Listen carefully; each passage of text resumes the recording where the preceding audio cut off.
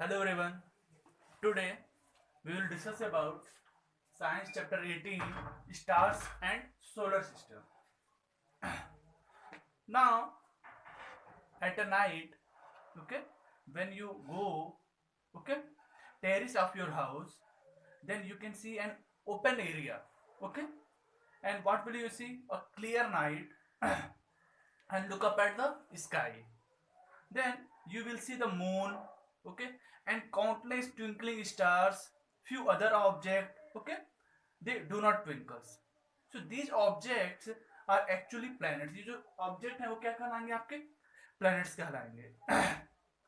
Okay, and these bodies, sun हो गया आपका, moons, stars, planets and other objects in the sky are called heavenly. वो बहुत ज्यादा हैवी हैवी बॉडी होते हैं, चाहे वो सन हो गए, प्लैनेट्स हो गए, मून्स हो गए, सब क्या है? हैवीली बॉडीज हैं. और ये सब के सब क्या कहलाएंगे? आपके सेलेस्टियल बॉडीज. ओके, क्वेश्चन आ सकता है what are the celestial bodies? Then you can say sun, moons, stars, planets, okay, these are okay known as the celestial bodies. Means आप कह सकते हो अर्थ के ऊपर जो भी आपको दिखाई दे रहा है ना ऊपर, वो सब के सब क्या कहलाएंगे? आपके सेलेस्टियल बॉडीज कहलाएंगे. फिर या हेवनली बॉडीज हम कह सकते हैं. फिर so in this chapter stars and solar system में we will discuss about celestial bodies and their motion in the space. जो सेलेस्टियल बॉडीज हैं वो क्या है और उनको जो मोशन हो रहा है स्पेस में वो कैसे हो रहा है. फर्स्ट है यूनिवर्स. आप मैक्सिमम इसके नाम सुनते हो, what is the universe. Okay, then you can see the vast surrounding space. हम देखते हो आपके आसपास इतना बड़ा स्पेस है वो, ठीक है ना.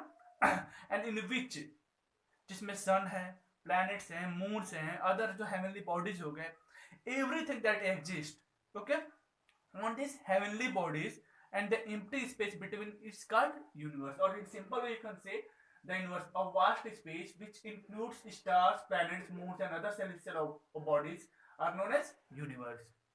What is universe? A vast space which includes stars, planets, moons and other celestial bodies are known as universe. Okay. And the branch of science में एक वर्ड आता है ऐसा, साइंस की वो branch, okay, in which we will study about celestial bodies, okay, that is known as astronomy. तो science की, जैसे मान साइंस के बहुत सारे ब्रांच होंगे, फिजिक्स, केमिस्ट्री, बायोलॉजी अभी पढ़ते हो ना, तो साइंस की एक ब्रांच जो क्या है, जिसमें हम क्या जो सेलेस्टियल बॉडीज होगी, जैसे सन, मून, गैलेक्सी, सब स्टार वगैरह के बारे में स्टडी करेंगे, then that branch is known as astronomy. Science की वो ब्रांच क्या कहलाएगी? Astronomy, in which we will study about celestial object और बॉडीज. And the scientist, ऐसे scientist the study astronomy are called astronomers. जो साइंटिस्ट एस्ट्रोनॉमी के बारे में स्टडी करेंगे उनको क्या बोलेंगे? एस्ट्रोनॉमर्स करेंगे. अब वो साइंस की जो ब्रांच क्या कहलाएगी? In which we will study about celestial bodies, that is known as astronomy. And जो साइंटिस्ट हैं उनको क्या बोलेंगे? जो पर्सन जो उसके बारे में स्टडी करेंगे, that is known as astronomer. And जो एस्ट्रोनॉमर होते हैं ना, उनके पास एक इंस्ट्रूमेंट होता है जो सेलेस्टियल बॉडीज को क्या करते हैं वो देखते हैं with the help of telescope. Telescope एक इंस्ट्रूमेंट है. So astronomer see the celestial bodies और ऑब्जेक्ट. नेक्स्ट वर्ड आता है गैलेक्सी.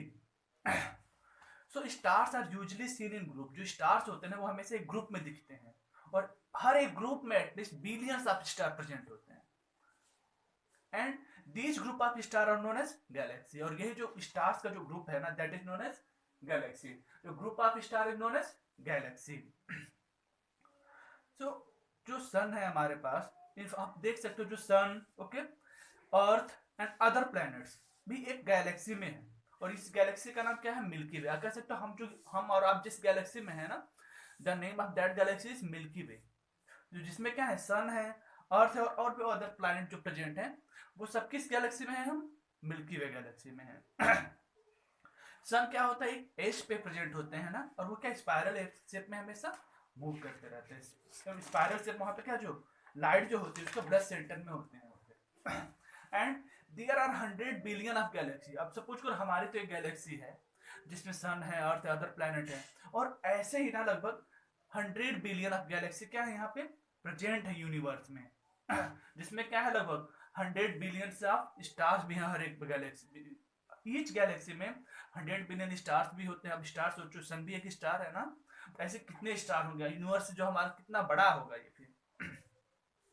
ऐसे आप देख सकते हो जो नंबर ऑफ स्टार एटलीस्ट 10⁻22 है हमारे जो यूनिवर्स में, अप्रॉक्स किया गया 10⁻22 stars are present in universe, जो क्या है अभी ये काउंटेबल भी नहीं है, बहुत ज्यादा है अभी।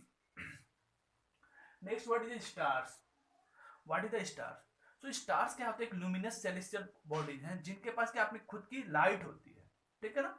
दे give out their own light and made up of two gases, जो क्या दो गैसेस से मिलकर बने, तो क्या हाइड्रोजन एंड हीलियम। जो स्टार्स होते हैं they have their own light and they have made up of the two gases like hydrogen and helium, और इनके बीच में क्या हमेशा एक न्यूक्लियर रिएक्शन होता है जिससे क्या होता है ह्यूज अमाउंट में जो heat and light energy produce होती है। अब सन भी क्या है कि स्टार है ना, सन हैव आल्सो हीलियम, हाइड्रोजन और हीलियम गैसेस जिनके पास क्या होता है न्यूक्लियर रिएक्शन होते रहते हैं, वहां पे क्या होता है ये फिर एनर्जी भी बहुत ज्यादा प्रोड्यूस होती है। अब देखो सन क्या है, थोड़ा अर्थ से थोड़ा पास में है, वो क्लोज है, वो दैट्स वाई थोड़ा सन हमें देखने में बड़ा दिखता है, जो और जो स्टार हो गए वो बहुत दूरी पे है वो, जिससे क्या होता है बिल्कुल ही एक पॉइंट की तरह से दिखते हैं वो फिर। अब सपोज करो अगर सन का हम डिस्टेंस अगर मेजर करोगे, सन जो अर्थ से जो डिस्टेंस है 1.5 इंटू 10⁸ किलोमीटर के डिस्टेंस पे है।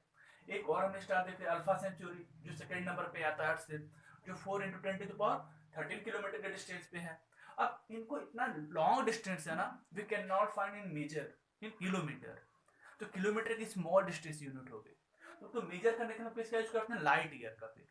ओके, सो हम देख सकते light which we get from this light started 4.3 years एगो।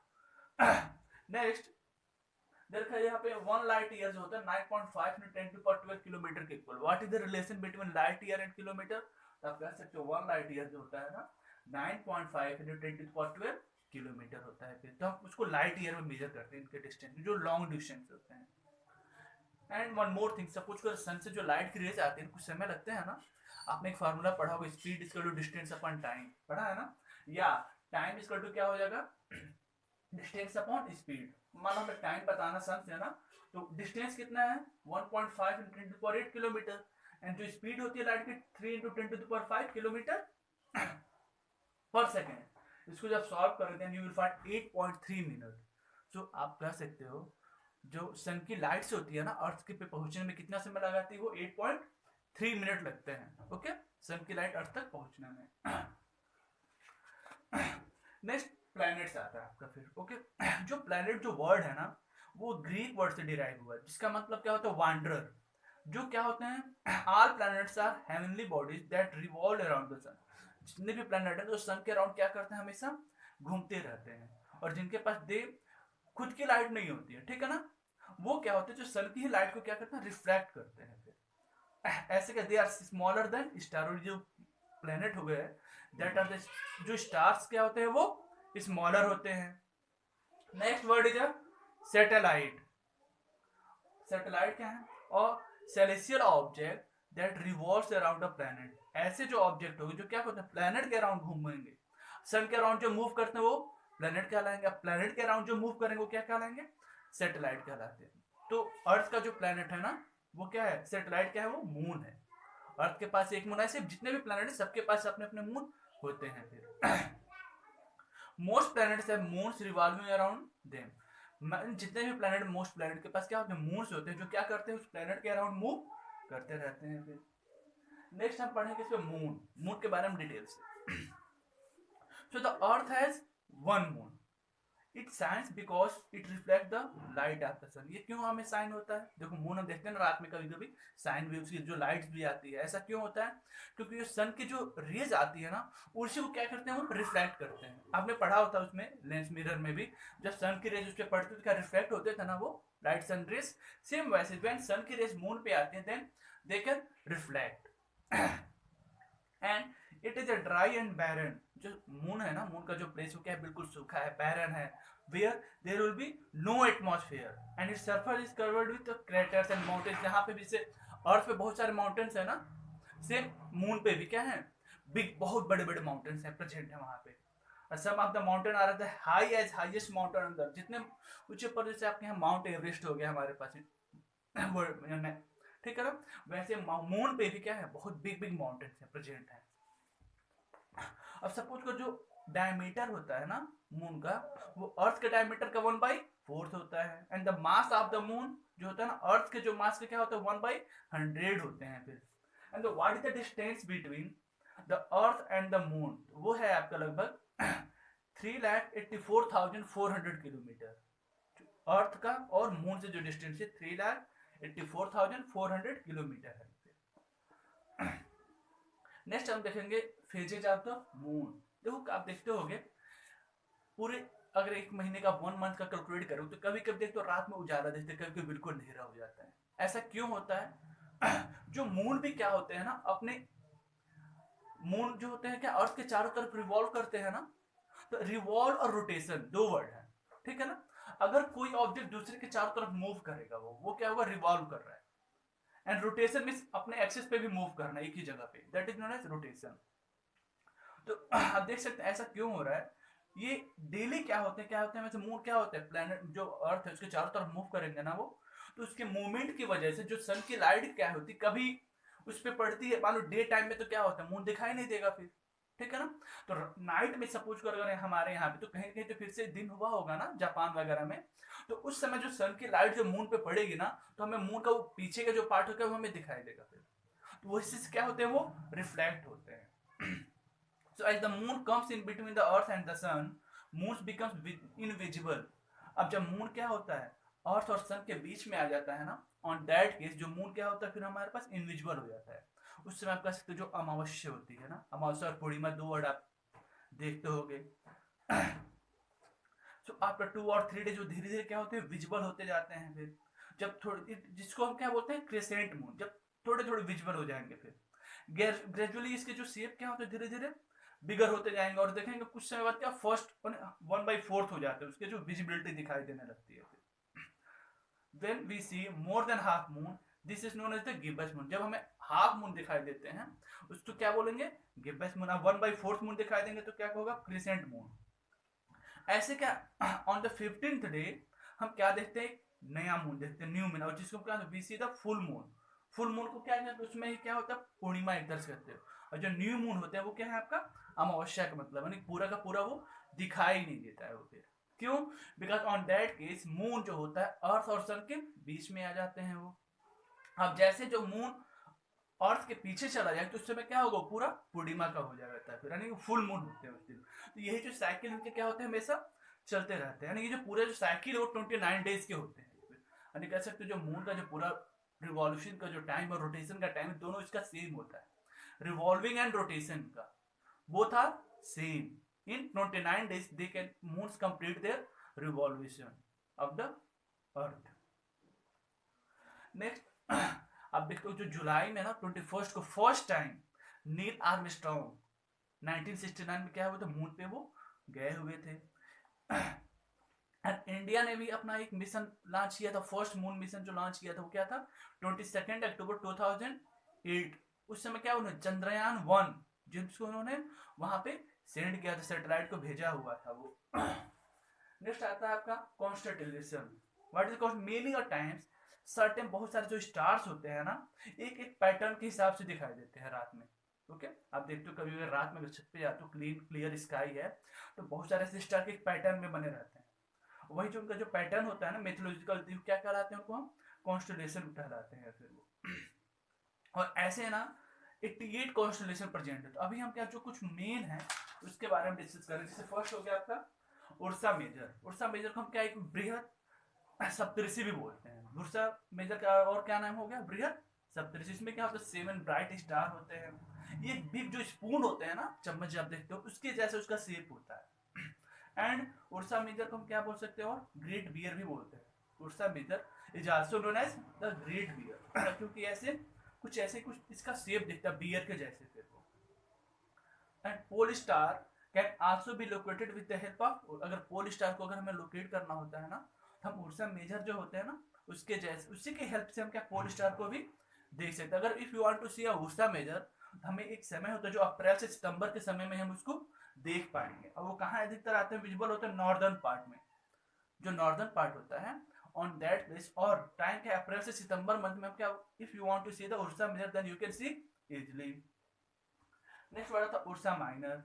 उर्सा माइनर भी सेम है, ये भी क्या होता है सेम है, ब्राइट स्टार्स होते हैं इसमें, इसमें भी क्या पोल स्टार होते हैं, इसको क्या बोलते हैं लेसर बियर बोलते हैं।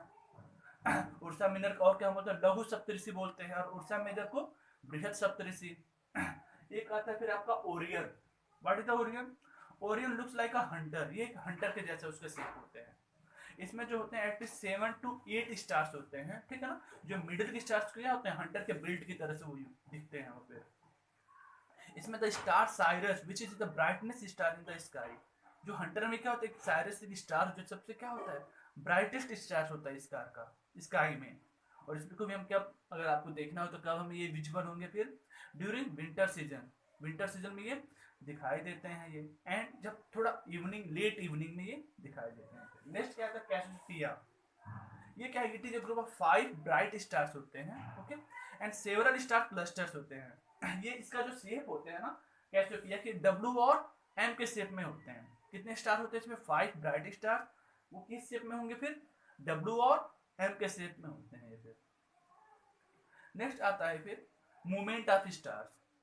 अब देखते हो कभी कभी जो स्टार्स होते हैं ना वो हमेशा ईस्ट टू वेस्ट की तरफ से क्या मूव करते रहते हैं फिर। और स्टार जो राइज होगा ईस्ट में इवनिंग में तो देखो वो मॉर्निंग में कहाँ चला जाएगा वो वेस्ट डायरेक्शन में चला जाएगा। फिर ऐसा क्यों होता है इसे आप फीट कर दो। जो अर्थ भी रोटेट करती है ना, जो अर्थ जो का जो रोटेशन होता है कैसे होता है वेस्ट टू ईस्ट होता है। अर्थ रोटेट्स करती है वो वेस्ट से ईस्ट की तरफ होती है, जिससे क्या जो स्टार्स होते हैं वो क्या होते हैं ईस्ट से वेस्ट की तरफ ये मूवमेंट करते रहते हैं फिर। सो आई थिंक जो टुडे जो ऐसे जो टॉपिक थे हमारे ये तो कंप्लीट हो गए हैं, ओके। जैसे यूनिवर्स, गैलेक्सी, स्टार्स, सन, मेजर करने के लाइट ईयर का यूज करते हैं, प्लैनेट्स। तो today's topic is complete, okay, thank you.